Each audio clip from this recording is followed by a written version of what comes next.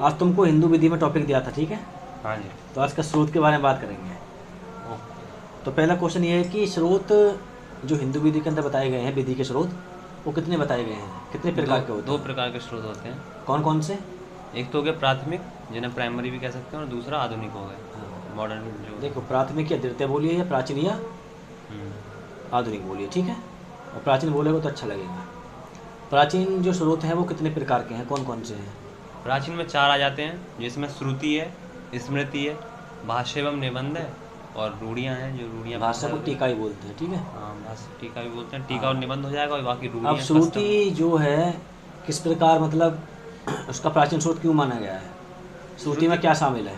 श्रुति का श्रुति अर्थ में क्या है? वेद वेद शामिल होते हैं, जो हमारे जैसे उत्पत्ति मानते हैं हिंदू विवाह की, वो क्या है कि वेद है, हमारे चार वेद, उनसे ही मानते हैं। तो श्रुति के अंदर क्या आएंगे, वेद आएंगे चारों। देखो, श्रुति को क्या कहते हैं, श्रुति जो वेद होते हैं उनको श्रुति के नाम से भी जाना जाता है, ठीक है। श्रुति का मतलब होता है जो सुना गया है। इसके बारे में यह धारणा है कि जो हमारे ऋषि मुनियों ने जो बातें सुनी थी ईश्वर से, उन चीज़ों को वेदों में उन्होंने लिखकर हमारे समझ पहुँचाया है, ठीक है। तो इसका मतलब हो गया कि जो उन्होंने सुना उसको उन्होंने वेदों में लिख दिया। इसलिए वेद को क्या मानते हैं?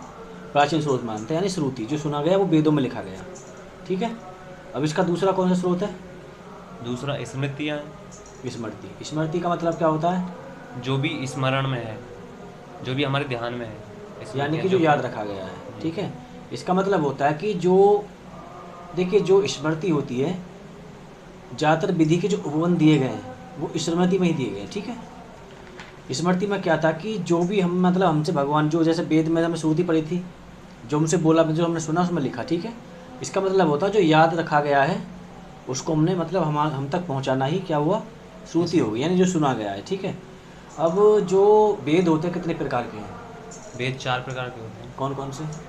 ऋग्वेद, सामवेद, यजुर्वेद, अथर्ववेद। नहीं ना, क्रम ऐसे नहीं है, क्रम ऐसे है। ऋग्वेद, यजुर्वेद, सामवेद, अथर्ववेद। पहले ऋग्वेद लिखा गया, फिर सामवेद लिखा गया, यजुर्वेद लिखा गया, फिर सामवेद, फिर अथर्ववेद, ठीक है। सबसे अंत अथर्ववेद। तीसरा प्राचीन स्रोत कौन सा है? तीसरा प्राचीन स्रोत है भाष्य एवं निबंध, या टीका एवं निबंध भी जिन्हें कह सकते हैं। टीका निबंध। इसका जो टीका होता है इसका मतलब क्या होता है? टीका कमेंट, जैसे टीका टिप्पणी जिसको हाँ। कहते हैं, कमेंट। अच्छा, जो इसका कोई एग्जाम्पल? इसका एग्जाम्पल, हाँ इसका एग्जाम्पल। चलिए, इससे पहले एक चीज़ बताइए, जो स्मृतियाँ होती हैं वो कितने प्रकार की होती हैं, मतलब जो मुख्य कितने प्रकार की स्मृति बताई गई हैं? वैसे तो बहुत है, लेकिन हिंदू लोग तीन ही मुख्य स्मृतियों की बात करता है। जिसमें मनु स्मृति है, हाँ। याज्ञवल्क्य है, और नारद स्मृति। ठीक है। अब जो और टीका अन्य में आ निबंध थे वो जाती क्या है, जैसे याज्ञवल्क्य की जो स्मृति थी तो उस पर वो थे, उनका नाम क्या था, विज्ञानेश्वर। तो विज्ञान। उन्होंने क्या किया था, विज्ञानेश्वर ने 13वीं शताब्दी में इस पर कुछ कमेंट किए थे, यानी कुछ कमेंट लिखे थे। किस पे लिखे थे? याज्ञवल्क्य की स्मृति पर, ठीक है। लेकिन ये विज्ञानेश्वर कहाँ थे, कौन थे, कहाँ के थे, ये किसी को नहीं पता है, ना ही इन्होंने अपने आप को कभी, मतलब विधि वेदता के संदर्भ में अपने आप को पेश भी नहीं किया, ठीक है। तो उन्होंने उसके ऊपर क्या क्या कमेंट किया था, ने टीका लिखा था, ठीक है। वो टीका किस नाम से जाना गया बाद में? जो इन विज्ञानियों ने लिखा था। जो विज्ञानेश्वर ने जो टीका किया था, ने जो कमेंट किया था मनुष्य उस पर, याज्ञवल्क्य की स्मृति पे, ठीक है। तो जो उन्होंने कमेंट करके जो उसने विधि बनाई थी वो किस नाम से जानी गई? वो बहुत छोटी थी और बहुत संक्षिप्त थी और स्पष्ट भाषा में थी। वो आगे चल के मिताक्षरा शाखा के रूप में जाने लगी, ठीक है।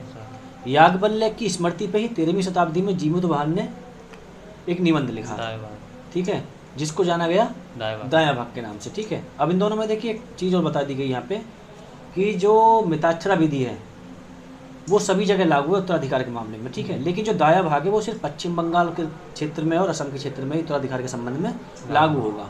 लेकिन कहीं और उत्तराधिकार की बात आती है तो वहाँ पे मिताक्षरा विधि, मिताक्षरा शाखा लागू होगी, ठीक है। यानी कि याज्ञवल्क्य की स्मृति पर जो विज्ञानेश्वर ने टीका किए थे वो अब आगे चल के मिताक्षरा विधि के रूप में जब मिताक्षरा शाखा कहलाई, ठीक है। और जो जीमूतवाहन ने जो निबंध लिखा था याज्ञवल्क्य पे वो आगे जाके दाया भाग कहलाई, ठीक है। अब इसका चौथा स्रोत कौन सा है? जो चौथा है रूढ़ी, कस्टम एंड यूसेज है, रूढ़ी और प्रथा। रूढ़ी और प्रथा, ठीक है। अब रूढ़ी प्रथा के बारे में, मतलब रूढ़ी और प्रथा कैसी होनी चाहिए? जो जैसे कोई चीज़ होती है, चाल चलन होती है, वो बहुत दिन से, इतने दिन से चली आ रही हो कि जिसने विधि का रूप इस समय ले लिया हो। हाँ, देखिए इसका मतलब होता है कि मान लीजिए कोई प्रथा, कोई मतलब नियम है, ठीक है, बहुत समय से चला आ रहा है, उसका काल से अनुपालन चल होता रहा जा रहा है, ठीक है, और वो नियम किसी कुटुंब यानी परिवार में, किसी समाज में, किसी जाति में, उपजाति में या किसी क्षेत्र में विधि की शक्ति प्राप्त कर लेता है, तो वो क्या हो जाती है, प्रथा हो जाती प्रथा है, हो ठीक है। कैसे? मान लीजिए कहीं कहीं क्या होता है कि आपसी संबंध में विवाह हो जाते हैं, ठीक है, जैसे कि आप जाएंगे नागालैंड की साइड में, तो वहाँ क्या होता है कि आपसी संबंध में विवाह कर लेते हैं, ठीक है। उत्तर भारत में ऐसा नहीं होता है, लेकिन वहाँ वो क्या होगी, उनकी एक तरह से वो विधि का रूप धारण कर लिया, उसको कोई बदल नहीं सकता है, ठीक है। और उसको बदला जाएगा तो कैसे बदला जाएगा, किसी विधान के द्वारा ही बदला जा सकता है, ठीक है। और इनके संबंध में एक चीज़ और की जाती है, जैसे मिताक्षरा शाखा मैंने बताई थी, मिताक्षरा शाखा में एक बात बताई गई है, अगर रूढ़ी प्राचीन कम से कम 100 वर्ष पुरानी होनी चाहिए, और दूसरा लगातार उसको चाल लेके चलन अब तक निरंतर चलता है। मतलब चलन में होना चाहिए। अगर 100 साल पहले जैसा उसका योग होता था, प्रयोग होता था, आज भी उसका प्रयोग ऐसे ही होना चाहिए। दूसरा क्या होता है, इसको एक रीजनेबल होना चाहिए, युक्ति युक्त होना अच्छा, अगर चाहिए। बीच में 1 साल के लिए इसे रोक दिया जाए तो? नहीं, उसका कोई फर्क नहीं पड़ता है। नहीं, जैसे अभी चलती आ रही है 50 साल चली, 1 साल के रोक के देखिए फिर इसको स्टार्ट हो गई। रोक कोई नहीं सकता है। अगर किसी रूढ़ी को कोई रोकेगा तो सिर्फ कोर्ट क्या सरकार के द्वारा कोई इस पर नियम बना के ही उसको रोका जाएगा, ठीक है। जैसे मान लीजिए आपने कभी हिस्ट्री पढ़ा है, तो हिस्ट्री में एक चीज़ पढ़ाई जाती है, सती प्रथा, ठीक है। तो एक वायसराय हुए थे विलियम बेंटिंग, तो उन्होंने क्या किया था, सती प्रथा को ख़त्म किया था, ठीक है। सती प्रथा चलाई किसके द्वारा गई थी? सती प्रथा के बारे में जो प्रथम हमको पढ़ने को मिलता है वो पढ़ता एनोल अभिलेख था, जो आपका था गुप्त साम्राज्य का। भानु प्रताप गुप्त थे, उनके टाइम पर बनाई गई थी, यानी 540 ईसा पूर्व में, ठीक है। लेकिन उसको जब से वो सती प्रथा लगातार चली आ रही थी, बीच बीच में कोई नहीं मर रहा था, उसका मतलब ये थोड़ी था सती प्रथा खत्म हो जाएगी। लेकिन जब विलियम बेंटिंग आए तो उन्होंने क्या किया, उन्होंने उसको समाप्त कर दिया कि अगर कोई सती प्रथा करेगा, उसको लिए कोई उकसाएगा तो वो मृत्यु दंड के बराबर होगी, ठीक है। तो इसी प्रकार अगर कोई इसको हटा सकता था, कौन? सरकार कोई विधान विधि बना के या कोर्ट के द्वारा नियम बना के उसको हटा सकता नहीं, वो कभी हटती नहीं है, ठीक है। यानी कि इसको निरंतर होना चाहिए, कि युक्तियुक्त होनी चाहिए और किसी विधि विरुद्ध मतलब नहीं होनी चाहिए, यानी जो प्रथा चल रही है विधि के उपबंधों के अंतर्गत ही होनी चाहिए, ठीक है।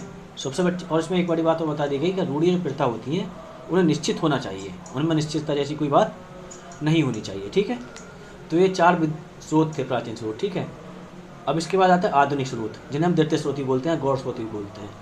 अब ये कौन कौन से स्रोत हैं जो आधुनिक है? इसमें पहला तो आएगा साम्य है, न्याय है और सद्विवेक है। ये पहला हो गया, साम्य न्याय सद्विवेक, ठीक है। इसके ऊपर एक चैप्टर भी बन चुका है जिसको बोलते हैं हम इक्विटी यानी साम्य जी। विधि, ठीक है।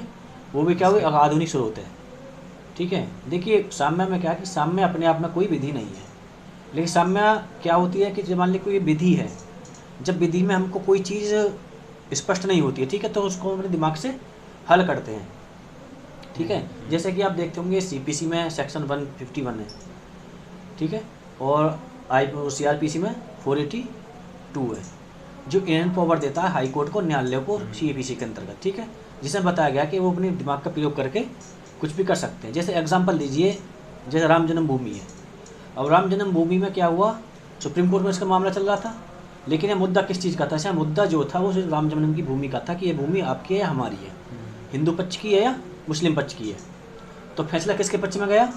हिंदू पक्ष के में, ठीक है। लेकिन सुप्रीम कोर्ट ने वहाँ पे देखिए साम्य का विभोग किया, जो हम बात कर रहे हैं ना आधुनिक विधि की, यानी साम्य सद्विवेक की बात कर रहे हैं। तो उसमें क्या हुआ, सुप्रीम कोर्ट ने वहाँ पे अपने मतलब साम्य और सद्विवेक का उपयोग किया, और जो मुस्लिम वर्ग था उसके लिए वहाँ से हटाकर कहीं और जगह एक ज़मीन दे दी, या कि बल्कि उस ज़मीन कहीं पर कोई भी जिक्र नहीं था, ना उसमें कोई ज़मीन की कोई मांग की गई थी कि हमको अगर नहीं मिलेगा तो उनको और ज़मीन दी जाए, ऐसी ना तो उसको मांग की गई थी, क्योंकि सिर्फ मुद्दा तो उसी ज़मीन का था जहाँ पे मंदिर था, ठीक है, कि उस ज़मीन के ऊपर था, ये फिक्स किया। लेकिन जो अलग से उनको मस्जिद बनाने के लिए ज़मीन दी गई है, वो पूरे बाद इतना भी जो प्रकरण था उसमें ज़मीन की तो कोई चर्चा ना की गई थी और ना ही ऐसा कोई मांग की गई थी। लेकिन सुप्रीम कोर्ट ने अपनी तरफ से उसको मतलब क्या किया, उनको ज़मीन दी। तो ये किसका विषय था? ये साम्य का विषय था। आधुनिक विधि में जो बोला गया साम्य सद्विवेक की वही विधि है, वही आधुनिक स्रोत है, ठीक है ना।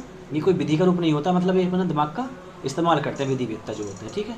अब दूसरा इसमें क्या है, पूर्व निर्णय या न्यायिक निर्णय, ये क्या होते हैं?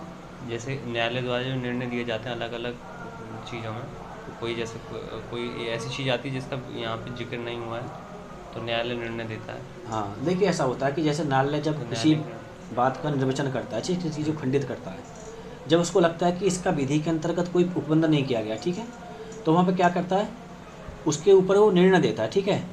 फिर वो निर्णय क्या होते हैं जो सभी न्यायालय के ऊपर वो निर्णय एक तरह से बाध्य हो जाते हैं, ठीक है। यानी कि उसको उर्दू में बोलते हैं कि वो एक तरह से नज़ीर बन जाता है, जी ठीक है। जैसे सुप्रीम कोर्ट या पहले क्या था प्रिवी काउंसिल, जिसको हम हाउस ऑफ लॉर्ड बोलते थे, ठीक है। और लेकिन अब क्या है, उच्चतम न्यायालय। तो इनके जो निर्णय होते हैं, ठीक है, किसी विधि में उन्होंने कोई निर्णय दे दिया, क्या करते हैं, विधि का निर्वचन करते हैं, क्योंकि विधि का कोई मूल नियम है, ठीक है। मूल नियम कैसे है, मान लीजिए आपने जैसे आईपीसी में पढ़ा विपरण।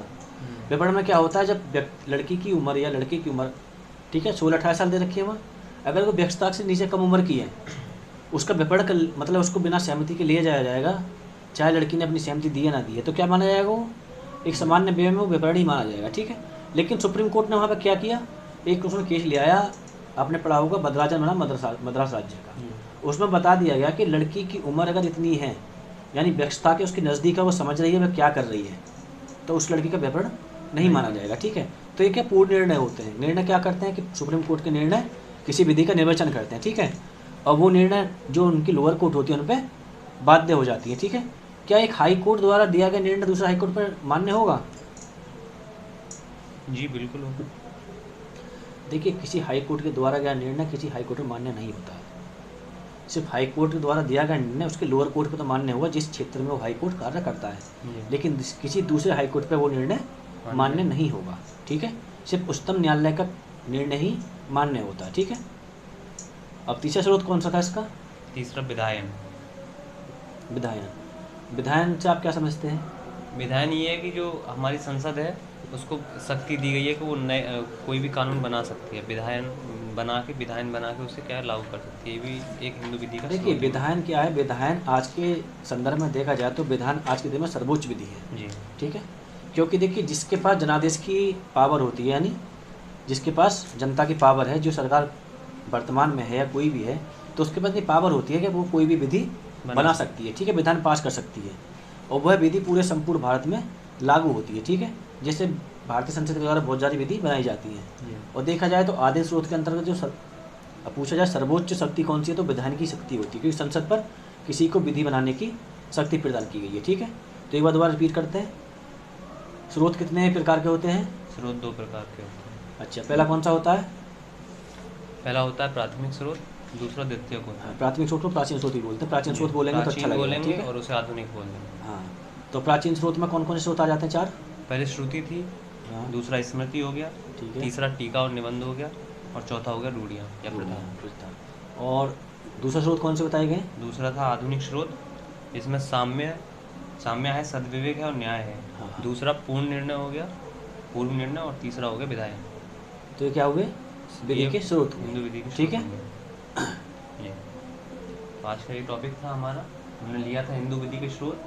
और आपको पिछली वीडियो में बताया था कि अगर आप हमारे साथ जुड़ना चाहते हैं ऑनलाइन या ऑफलाइन, तो हमें नंबर थंबनेल पर रहता है, आप हमें कांटेक्ट कर सकते हैं किसी भी समय। हम जिस समय भी करते हैं आपके साथ ये डिस्कशन लाइव ऑनलाइन या ऑफलाइन हम हर तरह से कंडक्ट करा रहे हैं। आप जूम के माध्यम से भी जुड़ सकते हैं हमसे, और ऑफलाइन जुड़ना चाहें तो ऑफलाइन भी जुड़ सकते हैं, ठीक है। इसका देखिए सबसे बड़ा फ़ायदा ये होगा कि मान लीजिए डिस्कशन से क्या होता है कि देखिए कोई चीज़ हम जब किसी लोग से कम्युनिकेशन करते हैं, ठीक है, आप किसी से फ़ोन में बात करते हैं, वो बातें आपको बहुत समय तक याद रहती हैं। लेकिन किसी चीज़ को आप पढ़ते हैं तो उसको बहुत जल्दी पढ़ के भूल जाते हैं। क्यों?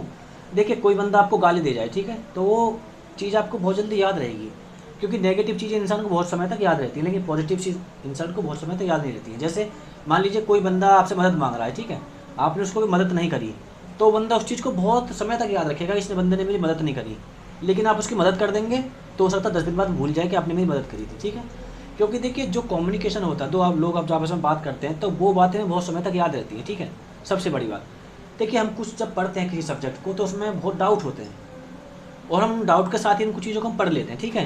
लेकिन उसमें बहुत गलती भी होती है, बहुत अच्छी भी होती है, लेकिन हम कुछ चीज़ों को समझ नहीं पाते इसमें क्या गलत है क्या अच्छा है, ठीक है ना। लेकिन हम क्या होता है, हम एक तरफ से उनको पढ़ डालते हैं, ठीक है। नहीं सर, एक बात और है कि किसी के साथ डिस्कशन करने कोई बैठता है तो अगर जैसे उसको ऐसा फील होता है कि अगर मेरे से इसने कोई क्वेश्चन पूछा और मैं नहीं बता पाया तो इसमें मेरी बेइज्जती होगी या कुछ ऐसा होगा, तो ये चीज़ें बहुत आजकल देखी जाती वही तो है। मैं बता रहा हूँ। देखिए, इसमें क्या होता है कि मान लीजिए आप डिस्कशन कर रहे हैं, ठीक है, आपने जब किसी चीज़ को पढ़ा, आप स्वयं पढ़ रहे हैं, स्वयं ही लिख रहे हैं, ठीक है। उसमें हो सकता है बुक में कुछ चीज़ें ऐसी हैं जो बहुत ज़्यादा डाउटफुल है, और उन चीज़ों को आप क्या कहते हैं, डाउट के साथ पढ़ लेते हैं, डाउट को सॉल्व नहीं करते हैं, ठीक है। आपने पढ़ लिया ये ऐसे ऐसे था, ऐसे ऐसे आपने लिख दिया, ऐसे पेपर में लिख दिया। अब देखते हैं कि उस क्वेश्चन पे किसी को तो नंबर ज़्यादा मिला, आपको कम मिला, ठीक है। अब हो सकता है जिसमें वो डाउट थे आपको क्लियर ही नहीं थे। डिस्कशन में क्या होता है कि जब आप कुछ चीज़ को बताते हैं तो सामने वाला मान लीजिए कुछ अलग पढ़ के आया है, तो फिर वो चीज़ क्या करेगा, आपको बताएगा कि भाई तूने जो चीज़ बताई है इसमें ये चीज़ ऐसे नहीं ऐसे होती। तो डिस्कशन से क्या होता है कि जो आपके डाउट होते हैं वो भी दूर हो जाते हैं। नहीं, जब डिस्कशन में आने के लिए वाली पावर जो है वो उसको कैसे जनरेट करें कि सामने वाला अगर हमसे कोई पूछ रहा है और हमसे नहीं बताया जा रहा तो नहीं, उसको ज़रूरी भी थोड़ी हम है। देखिए डिस्कशन का नहीं मतलब क्या होता है, जब मैदान में 20 लोग उतरेंगे, ठीक है नहीं, एक भाई, डर उसमें बैठ जाता मास्टर है तो ना एक कि होगा। नहीं बता पाया दिक्कत हो नहीं ऐसा जाएगी। कुछ नहीं। अभी बताइए, आपसे बोला जाए भाई पेपर भी देने जाते हैं आप, वहाँ 1000 हम्म, लड़के होते हैं, सिलेक्शन 302 का हुआ है, ठीक है 3000 लोगों ने मेहनत दिया है, लेकिन सिलेक्शन कितने का हुआ, 302 का 302। हुआ, बाकी लोग बाहर हो गए। भाई लड़े तो सब थे ना, कोई ज़्यादा हम्म, लड़ा कोई कम लड़ा, लेकिन सिलेक्शन उनका हुआ, ठीक है। अब तुम जाओ ही नहीं लड़ने, है ना, घर पे बैठ के तो भाई हम तो युद्ध हार गए, जब आप लड़े ही नहीं यार, हम पहुँचे ही नहीं, तो कैसे मान लें आप युद्ध हार गए। पहले हम मैदान में जाइए, अपना खून बहाइए, तलवार देखिए, जब आप पहुँचेंगे नहीं तो कैसे मान लिया जाएगा आप युद्ध हार गए। पहले उतरिए, ठीक है। इस बात को दिल से निकाल दीजिए कि आपका कितना आता है, ठीक है। क्योंकि नहीं भी आता है तो देखिए डिस्कशन में क्या होता है, जो आप पे नहीं आता वो भी आपको बताया जाएगा, ठीक है। आपके दिमाग में हो सकता है कितने सवाल घूम रहे होंगे कि हिंदू विधु कैसी विधु है, वो हिंदू विधि कैसी विधि है, ये व्यक्तिगत विधि है या ये स्थानीय विधि है, स्थानीय विधि नहीं तो व्यक्तिगत विधि क्यों है, हिंदू शब्द कहाँ से आया, हिंदू कौन थे, ठीक है ना, बहुत हिंदू सारी को, चीजें रहती हैं हर हाँ किसी के हिंदू दिमाग में। धर्म कब कितने साल पहले आया, ठीक है ना। तो ये सब दिमाग में आपके घूमता होगा, जब हम इन सवालों को आप खुद भी पूछेंगे, हम भी आपको बताएंगे, तो उसमें देखिए सबके पास का सबका जवाब तो नहीं होगा, लेकिन जब डिस्कशन में सब लोग बैठेंगे तो सबके पास एक ना एक जवाब होगा। तो आपके दिमाग में अगर 10 सवाल हैं तो आपको 9 का आंसर वहाँ पे ही मिल जाएगा, ठीक है। हो हाँ, सकता है एक डिस्कशन बच के जाए, बहुत सारे फायदे हैं। सुबह से अगर हम एक दिन पहले टॉपिक ले रहे हो ठीक तो है। पूरा दिन हमारा सेट हो जाएगा कि हमें शाम को ये आप करना जितना ही पढ़ है। के आए वो तो आपको याद रहेगा, हम्म, लेकिन उससे आपको एक्स्ट्रा चीज़ और मिलेंगी, क्योंकि अगला बंदा हो सकता है आप 10 चीज़ पढ़ के आए, वो 15 पढ़ के आया हो, अगला बच्चा 25 पढ़ के आया हो, और वो 25 बातें वहाँ पूरा डिस्कस करी जाएंगी, तो उससे क्या होगा, आपका देखिए डाउट भी दूर हो जाएंगे, ठीक है। और आपके दिमाग में जो सवाल थे वो भी आपके दूर हो जाएंगे। तो उस टॉपिक पे क्या होगा, उस टॉपिक पे आपके जितने भी डाउट थे सब A to Z बिल्कुल क्लियर हो जाएंगे, और वो टॉपिक आपके दिमाग में एक तरह से ऐसे बैठ जाएगा जैसे आपने कोई कहानी सुनी हो। और ये डिस्कशन बात एक कहानी होती है, समझ गए, जैसे हम पढ़ रहे थे, देखिए पढ़ने का अभी हम सबसे इनसे अच्छा पूछ रहे तरीका थे, डिस्कशन। ठीक है, तो इनको ये बता सही रहे थे, लेकिन हमने थोड़ा ज़्यादा बता दिया कि ये चीज़ ऐसे होती है, ठीक है। तो आप लोग हमसे जुड़ सकते हैं, ऑफलाइन भी जुड़ सकते हैं और ऑनलाइन भी जुड़ सकते हैं, ठीक है। जूम पे आकर हम सब डिस्कस कर सकते हैं, और आराम से, कोई दिल में झिझक मत रखिएगा कि मैं कैसे करूँगा कैसे, देखिए हमको भी पहले होती थी लेकिन नहीं होती है, ठीक है। जब तक बोलेंगे नहीं तो कैसे करेंगे, आप मान लीजिए कोई जज बनेंगे तो अभी तो आपको बोलना पड़ेगा। भाई कोर्ट वहाँ में कौन हज़ारों है? वकील होते हैं, हज़ारों लोग आते हैं आपको सुनने के लिए, ठीक है। आप लोगों को सुनते जजमेंट देते हैं, लेकिन वहाँ तो आपको ऐसी बातें बोलनी पड़ेंगी, आप से गलती होगी तो कोई बेचारा निर्दोष जेल ना चला जाए, ठीक है ना। वहाँ तो आपको एकदम दिमाग का इस्तेमाल करके हर एक शब्द बोल के प्यार से बोलना पड़ेगा। हाई कोर्ट की आपको नज़र हो जज रही है, बनना है कुछ भी ठीक बनना है उससे ना। पहले उस जैसा दिमाग भी तो हमें यहीं तो से बना लेकिन के देख जाना कहते हैं पड़ेगा ना, ना। एक कहावत है, चाहे ये तो IAS हो या PCS हो, इसकी शुरुआत आपके कमरे से ही होती है, ठीक है ना। बन के जब तक आप माइंड अपने को आप को फील मेकअप नहीं करना करेंगे है। जब तक नहीं होगा। देखिए अभी आपने हाल ही में देखो, जैसे राजस्थान में भी देखिए 2 जज निकाल दिए गए उनके एमपी बिहेवियर में की वजह से, एमपी में ठीक हो है। गया है। MP में देखिए 3 लेडीज निकाल दी गई, ठीक है। और उन्होंने तो देखिए एक अभी 1 साल पहले एक ADJ साहब बिहार में भी निकाल दिए गए। तो देखिए सिलेक्शन पाना अलग चीज़ है, लेकिन उस नौकरी को आप जज के तरीके से कर पाते हैं, आप जज लायक हैं भी कि नहीं है, ठीक है। कुछ लोग तो देखिए ऐसे सिलेक्ट हो जाते हैं जो जज लायक नहीं है, और वही लोग बाद में नहीं, क्या होता है निकाल दिए भी जाते वो हैं। लोग थे। एक जो महिला निकाली गई थी उन्होंने चोरी का आरोप में 10 साल की सजा दी थी। तो भाई अब तो देखिए, बैरक की कहाँ स्टडी, कहाँ ठीक है, मैं मानता अब हूँ देखिए कि राजस्थान में क्यों निकाली गई है मिस बिहेवियर, उनका बिहेवियर ऐसा था कि मतलब वो जज बन के अपने आप को ये समझ रही थी कि हम राष्ट्रपति बन गए, ठीक है। देखिए आप जहाँ बैठते हैं, ठीक है, भाई देखिए जज वकील से होता है, वकील जज से होता है, इस बात को हमेशा याद रखिए। आप कभी हाई कोर्ट सुप्रीम कोर्ट में जाइएगा, एक हाई कोर्ट का जज जो होता है वो वकील से इतने प्यार से बात करता है जैसे कि वो साहब कहता है कि हम यहाँ बैठे हैं तो आपकी वजह से बैठे हैं, ठीक है। क्यों? क्योंकि कहावत है ना, सास भी कभी बहू थी, तो जो जज होता है वो भी कभी वकील था, क्योंकि डायरेक्ट आप जज नहीं बन जाएंगे, ठीक है। चाहे आप पहले अटेम्प्ट में हो गए हैं, लेकिन कुछ ना कुछ दिन तो आप कोर्ट गए होंगे, ऐसी बात तो नहीं है। तो आप पहले जज बनने से पहले आप क्या बनते हैं, वकील बनते हैं, लॉ की डिग्री लेते हैं, ठीक है। तो बस लास्ट यही कहूँगा कि आप हमसे जुड़िए, और इस ग्रुप को, इस परिवार को ज़्यादा से बढ़ाइए, आप डिस्कशन करिए, तो आपके ज़्यादा देखिए जितना भी आप पढ़ते हैं, और ये नहीं टॉपिक हमारा ही होगा, टॉपिक आप चूज़ करिए, जिसके जब सबसे ज़्यादा टॉपिक पे जब वोट आएंगे तो उसी टॉपिक पे डिस्कशन होगा, ठीक है। यहाँ लॉ का भी डिस्कशन होगा, APO का जो भी वैकेंसी आने वाली है तो APO का देखिए, पुलिस एक्ट, IPC, CRPC सब पे डिस्कशन होगा, बट जोग्राफी का भी होगा, हिस्ट्री का भी होगा, और साइंस का भी होगा, ठीक है ना। और मान लीजिए PCSJ की वैकेंसी आती है, आप इसमें सब्सटेंटिव लॉ है, प्रोसीजर लॉ है, लोकल लॉ है, सबका होगा यहाँ पे, ठीक है। जजमेंट एंड राइटिंग के बारे में बताया जाएगा, जजमेंट राइटिंग, रीडिंग के बारे में बताया जाएगा, ठीक है ना। कैसे प्लीडिंग कैसे लिखते हैं, ठीक है ना। तो सब कुछ यहाँ पे डिस्कस करेंगे। आपका जो भी डाउट है सब डाउट क्लियर होंगे, कोई डाउट आपके दिमाग में नहीं रहेगा, ठीक है। आप चाहें तो देखिए पीसीएसजे में क्या होता है, कैसे होता है, कैसे इंटरव्यू लिया जाता है, कैसे आपकी तैयारी करनी है, क्या करना है, क्या सिलेबस है, मतलब A to Z पीसीएस जैसे रिलेटेड जितने भी आपके दिमाग में क्वेश्चन है सबका सॉल्यूशन इस डिस्कशन वीडियो में किया जाएगा। तो बस यही था। तो ज़्यादा से ज़्यादा लोग हमसे जुड़िए, ऑफलाइन या ऑनलाइन के माध्यम से।